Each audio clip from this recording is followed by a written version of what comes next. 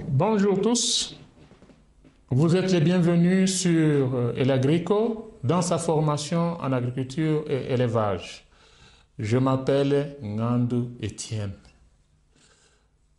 Aujourd'hui, nous allons nous entretenir sur l'ameublement du sol ou bien la correction du sol. Lorsque, après analyse, un sol est déficient, il y a des méthodes de correction qui sont conformes avec le tableau que nous voyons au-devant de nous. Ici, il y a 5 cas.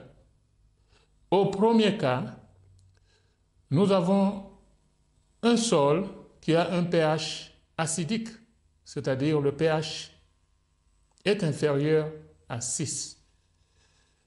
À ce sol, on ajoute de la chaux.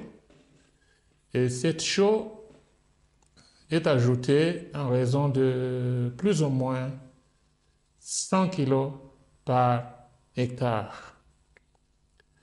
Et vous savez bien que le pH descend avec la carence en calcium. C'est pour ça qu'on ajoute la chaux, parce que dans la chaux, le principal élément, c'est le calcium. Au deuxième cas, nous avons l'ajout du soufre à un sol qui a un pH qui est supérieur à 6,5. Dans ce cas, le sol est basique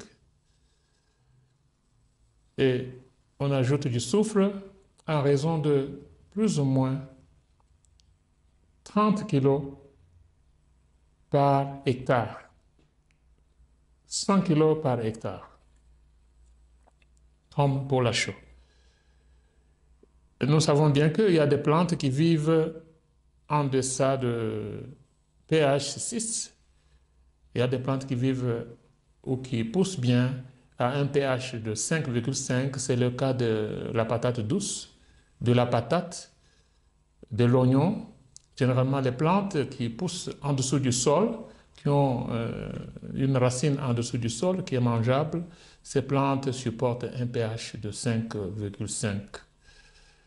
Il y a également des plantes qui supportent un pH au-dessus de 6,5, c'est-à-dire à 7. Un pH 7, nous avons le haricot, le petit pois.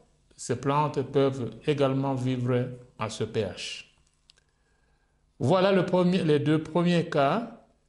Le troisième cas, c'est celui où le taux d'azote est inférieur ou est bas. Dans ce cas, on ajoute le sulfate d'ammonium ou bien le nitrate d'ammonium mixé ou bien mélangé au compost.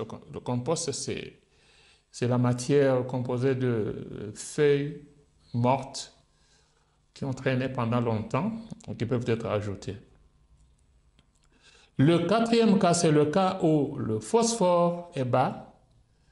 Dans ce cas, on ajoute le superphosphate ou la farine des eaux mélangée également au compost. Et le cinquième cas, ou le dernier cas, c'est quand le taux du potassium est bas, alors on ajoute au sol le sulfate de potassium ou bien la cendre de bois.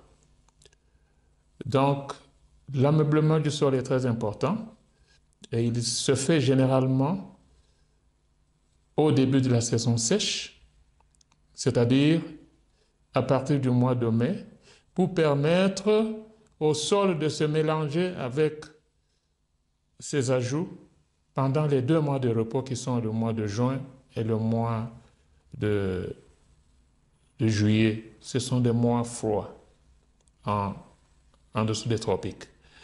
Alors, je vous remercie d'avoir suivi cette petite formation sur l'ameublement du sol. Nous nous reverrons à la prochaine occasion. Merci et au revoir.